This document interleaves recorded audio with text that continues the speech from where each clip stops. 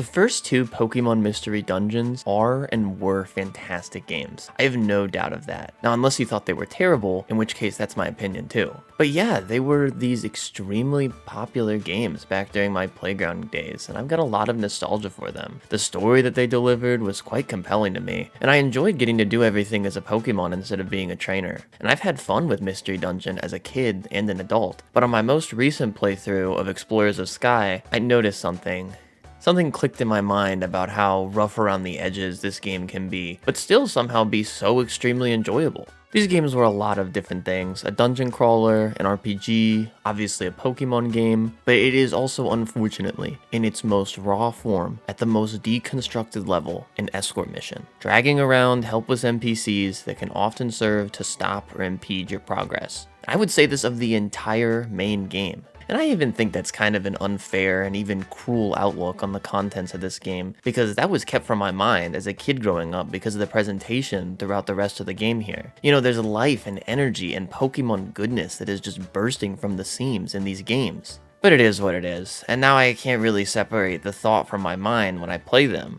So hey, I'm Droomish, and we're getting into it today with the Pokemon Mystery Dungeon games, and more specifically, the ways that NPCs shape the experience. Alright, so let me explain here a little more about what I mean and some of the background for these games before we get into it. Quickly put, Mystery Dungeon has you take on the role of a Pokemon in a world full of other Pokemon, talking and doing things together, and then the majority of gameplay occurs in these grid-based dungeons where you complete mission objectives, fight enemy Pokemon, and move through the narrative. Starting things off, you get assigned a Pokemon to play as, and then you're given a partner Pokemon to keep you from getting lonely. And this is great. You know, your partner is great. Just look at this little guy. But this is unfortunately when the magic starts happening, because this teammate, this lovely, lovely little teammate, from now and until you beat the game, is an uncontrollable NPC that follows you around. And if they go down, it is like you went down. And going down in this game means starting the dungeon from scratch. Game over. Alright, so that's the review. These games are awful and a pain. Good night, everybody.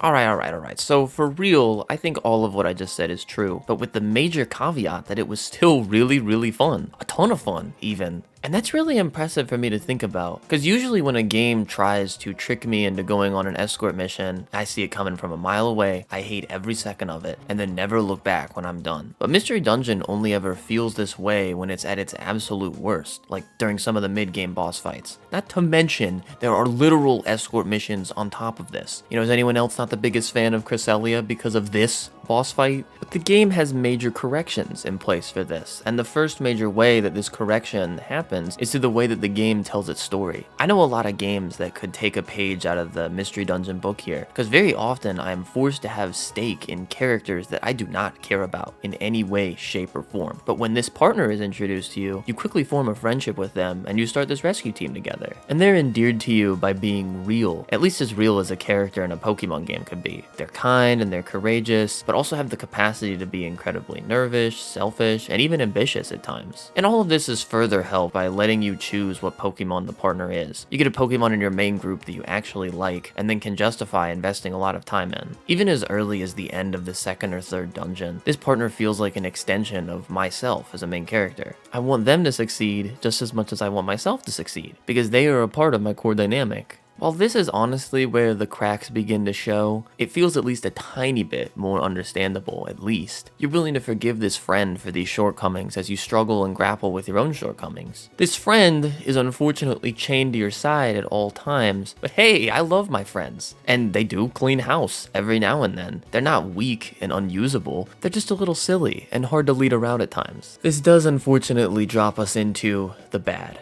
The horrors of Pokemon Mystery Dungeon, if you will. It's usually around the middle of the game where this starts getting terrible, when you start running into the tougher bosses like Moltres or Luxray, that the partner can begin to feel like a walking liability. And I will say that as this series went on, numerous quality of life improvements were implemented that at least partially helped this feel like less of a problem. The greatest extent of the terror here is when it feels as though control has been totally robbed from you as a player. You know, you didn't do anything wrong, but your partner decided to run into an angry Charizard on its own as a Bulbasaur, and now you are starting to level over. There is a mechanical balance in place here to alleviate frustrations, but these systems aren't without their own problems themselves. No, the NPC teammates, they aren't just sprinting into oncoming hyper beams, but they do demonstrate a pretty significant lack of self-preservation. And you get some control, at least enough to not feel like this is a game-breaking problem always, maybe. Team members have these menus assigned to them for IQ skills and tactical skills. IQ skills primarily govern micro decisions that Pokemon can make, and choices that they make in individual situations. And these contrast with the tactical skills, which govern macro decision making and overall in-game behavior. Unfortunately, these are both things that have to be invested in, and at the beginning of the game, well, famously can't force a horse to drink. The macro tactics scale alongside your level for all of your teammates, so you can get a lot of inherent choices in their behavior just by playing the game as normal. But the IQ skills require you or your teammates to be eating these colored gummies, which give varying benefits depending on which flavor the Pokemon likes. And then some of these skills are awesome, even great for you as the main character because they let you do additional things like traverse terrain that you normally can't go over and to not damage your teammates while you're confused. But for everyone else, a good amount of these IQ skills can feel like teaching a coworker the